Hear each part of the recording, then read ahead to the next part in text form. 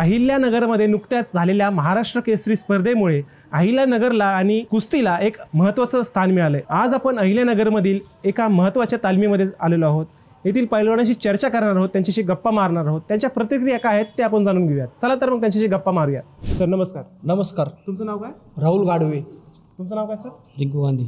अच्छा, मला सांगा, आता महाराष्ट्र केसरीची स्पर्धा झाली नगरमध्ये, हो, तर बरेच जण आता असं म्हणत आहेत की शिवराज राक्षे याच्यावरती अन्याय झाला, तर त्याबद्दल तुमचं काय म्हणणं आहे? काय वाटतं तुम्हाला, याचं पैलवान म्हणून काय वाटतं? मला वाटतं पंच हा परमेश्वर असतो।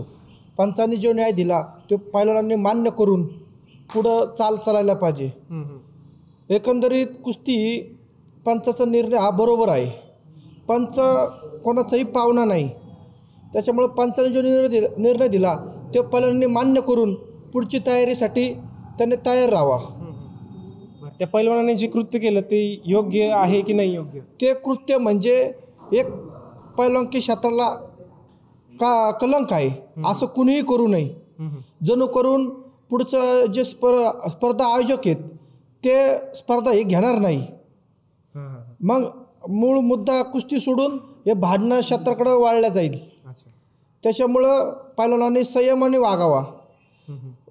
मागील महाराष्ट्र केसरीच्या वेळेस पृथ्वीराज मोहोळ हे स्वतः आयोजक होते, पण सिकंदर शेख आणि पृथ्वीराज मोहोळ ही फायनलला मातीत कुस्ती आली होती आणि अवघ्या 10 सेकंदासाठी पृथ्वीराजला क्वेश्चन पॉईंट दिला। पृथ्वीराज मोहोळ हा 2 पॉईंटने पुढं होता आणि सिकंदरला 1च पॉईंट होता, पण अवघ्या 10 सेकंदासाठी पृथ्वीराज मोहोळच्या विरोधात पॉईंट दिला। पण पृथ्वीराज मोहोळनी साधी आपली प्रतिक्रिया व्यक्त केली आणि निघून गेला आणि वाघासारखा परत आला आणि परत लढला आणि जिंकला। बरं, मला सांगा, कुठल्याही पैलवानाचं निलंबन होतं ते कोणत्या कोणत्या कारणामुळे होतं आणि काय सांगाल का त्याच्याबद्दल? आता कसं आहे, तुम्ही जर चुकीचं वागले, चुकीचं डिसिजन घेतलं तर तुमचं निलंबन हे 100% होणार। मग अशाने पंच लोक तयारच होणार नाही ना। आपल्याला संयम हे ठेवावं लागेल ना, वस्ताद पैलवान यांना सगळ्यांना संयमाने वागावं लागेल। अशाने पंच पुढच्या वेळेस स्पर्धात येणार नाही। बरं, मला सांगा, आता महाराष्ट्र केसरी होण्यासाठी काय काय मेहनत घ्यावी लागते? एका पैलवानाला काय काय मेहनत घ्यावी लागते? महाराष्ट्र केसरी होण्यासाठी फार मोठा परिश्रम आहे। त्याला 20 ते 25 वर्षाचा कार्यकाळ लोटावा लागतो। आता महाराष्ट्र केसरी होणं म्हणजे हे सोपं काम नाही। महाराष्ट्र केसरी व्हायला भरपूर आयुष्य खर्च करावा लागतो। त्याच्या पायाला लागणं, हाताला लागणं, घरची परिस्थिती सगळी बघून नशिबाची साथीने ते महाराष्ट्र केसरी व्हावं लागतं। कशी असते स्पर्धा साधारणतः? साधारणतः ही स्पर्धा कशी असते, थोडं डिटेलमध्ये सांगताल का माहिती? स्पर्धा आता ज्या ठिकाणी महाराष्ट्र कुस्तीगीर आयोजन सांगतं, प्रत्येक जिल्हा तिथं येतं, त्यातला कुस्तीगीरांना, महाराष्ट्र कुस्तीगीरांना आम्हाला हे स्पर्धा घ्यायची संधी द्यावी। मग कुस्तीगीर सांगते, कुस्तीगीर संघ ठरवतो कोणाला स्पर्धा द्यायची। त्या 4-5 जिल्ह्यातून ज्याचे आयोजक करतील त्यांच्यापैकी एकाला देऊन टाकतात। अच्छा, आणि यासाठी पैलवानांचं सिलेक्शन कसं होत असतं? आता महाराष्ट्र केसरीला पहिले आपल्याला तालुका लेवल, मग जिल्हा लेवल आणि मग महाराष्ट्र केसरीसाठी संधी मिळते। अच्छा, आणि फायनलमध्ये किती स्पर्धक सहभागी होऊ शकतात किंवा किती स्पर्धक निवडले जातात? फायनलमध्ये प्रत्येक जिल्ह्याचं एक प्रतिनिधित्व करतात आणि यावेळेस आपल्या आमदार संग्राम भैया यांनी आयोजकांसाठी एक टीम निवडली होती। म्हणजे आपल्या नगर जिल्ह्यासाठी 2 संघ निवडले आणि आपल्या पैलवानांना संधी मिळाले 2। आपल्या डबल टीम झाली यावेळेस। अच्छा अच्छा, बरं, मला सांगा, आता महाराष्ट्र केसरी जेव्हा एखादा पैलवान जेव्हा एखादा महाराष्ट्र केसरी होतो, परत होता एखादा पैलवान जेव्हा महाराष्ट्र केसरी होतो तेव्हा त्याच्या लाईफमध्ये काय काय बदल होतात किंवा काय काय चेंज त्याच्या आयुष्यामध्ये होतात, सांगू शकता? महाराष्ट्र केसरी झाल्यावर त्याला एक मान सन्मान मिळतो प्रत्येक ठिकाणी आणि त्याचं पुढील आयुष्यासाठी त्याला नोकरीची संधी मिळते। जसं की आपले नरसिंग यादव DYSP झाले, विजय चौधरी DYSP झाले, आता आपले शिवराज राक्षे पैलवान यांना जिल्हा क्रीडा अधिकारी म्हणून पुणे इथे नोकरी लागलं। कुणी रेल्वेमध्ये भरती होतं, कुणी मिलिटरीत होतं। आता सिकंदर शेख हा भारतीय सैनिकांमध्ये मिलिटरीमध्ये तो सराव करतो। अशा अनेक पैलवान लोक महाराष्ट्र केसरी झाल्यानंतर त्यांना संधी मिळते। मला सांगा, या तालमीची स्थापना कधी झाली आणि कोणी केली ती स्थापना? ही स्थापना झाली 1947 पासून। अच्छा. अस्कर खलिफा याचे मेन होते वस्तात. त्याच्यानंतर दिग्गज पायलवान होऊन गेले चांगले, काही अधिकारी झाले, काही नगरसेवक झाले, काही महापौर झाले, असे खूप मल्ल लाभले या तालमीला. आता पण चाललं आहे तालमीमध्ये सगळं व्यवस्थित चाललं आहे. सगळं पोरं व्यवस्थित मेहनत मारतात आणि चांगले वस्तू अजून पण आहेत. काही आमचे काही लहान बंधू आहे, राहुल गाडवे हे छोटे बंधू आहे, श्रीकांत आंबेकर हे आमचे छोटे बंधू, मोहित गांधी, अक्षय आंबेकर. आज बी मुलं आता व्यायाम करतात आणि खूप कष्ट करतात आणि प्रत्येकाचं एक ध्येय आहे कोणाचं. ते ध्येय पूर्ण करण्यासाठी प्रत्येक मल्ल हा मनापासून व्यायाम करतोच.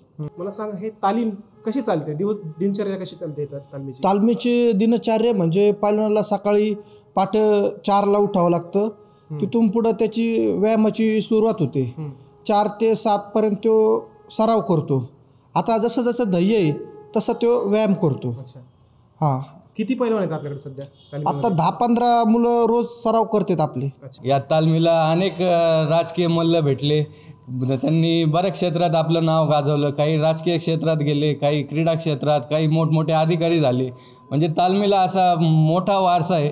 नगर शहरात किंवा देशभरात त्यांनी भरपूर नाव कमवलं आहे पैलवान लोकांनी या तालमीच्या.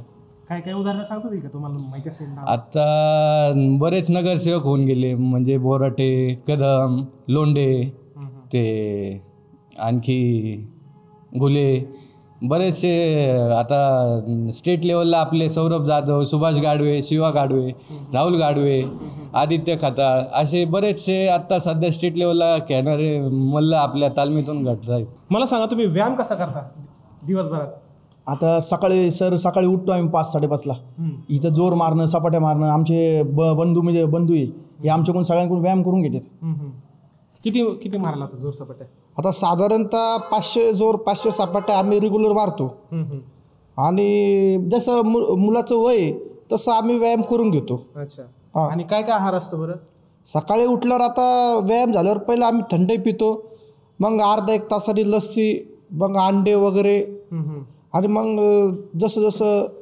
जशी परिस्थिती असेल तसं ते खुराक खातो. अच्छा.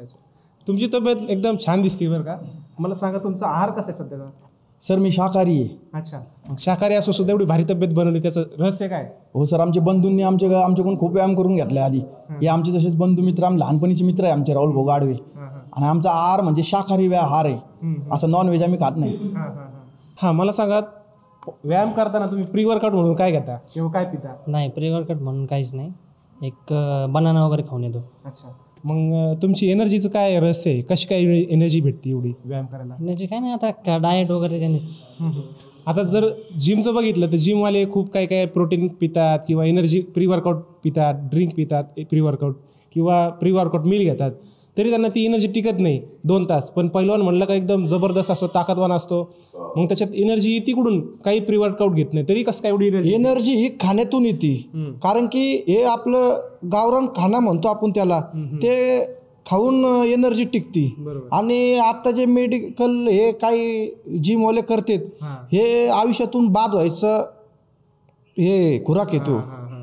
आपला गावरान खुराक हा 1 नंबर. दूध आसन, लस्सी आसन, अंडे, मटण, हे ओरिजिनल खुराक. आणि हे जे प्रोटीन वगैरे इंजेक्शन हे माणसाला आयुष्यातून बाद करू शकतात. याच्याने पुढे जाऊन अनेक धोका उद्भवतो. बरोबर बोला तुम्ही. मला सांगा, एक पैलवान म्हणून किती खर्च येतो बरं तुमचा तब्येत बनवायची म्हणलं? एक पैलवानाची तब्येत बनवायची विदाऊट जिम तर किती खर्च येतो महिन्याला अंदाज, डाएट वगैरे पकडून सगळं? खर्चाचं एवढं काही नाही, पण आपलं तेच काजू बदाम, त्यालाच गावरान तूप, दूध झालं, त्यालाच खर्च आहे. अच्छा. की मला सांगा, जिमची बॉडी चांगली आहे की तालमीची बॉडी चांगली आहे, आणि टिकती कोणती जास्त? 100% आपली तालमीची बॉडी हे आयुष्यभर टिकते. आणि आपल्याला एकही रोग होणार नाही. जर आपण 10 वर्ष व्यायाम केला तर पुढचे 20 वर्ष आपल्याला आरामशीर तब्येत बी टिकणार आणि एकही रोग होणार नाही. आणि जर जिम मारली तर माझं चॅलेंज आहे, त्यांनी 50 दिवस जिम बंद करावा आणि नंतर त्यांची तब्येत बघावा. आणि पहिलवानाचं आता माझं स्वतःचं उदाहरण आहे. मी जवळजवळ 6-7 वर्षाला व्यायाम करत नाही, पण माझी आज बी तब्येत जसून तशीच आहे.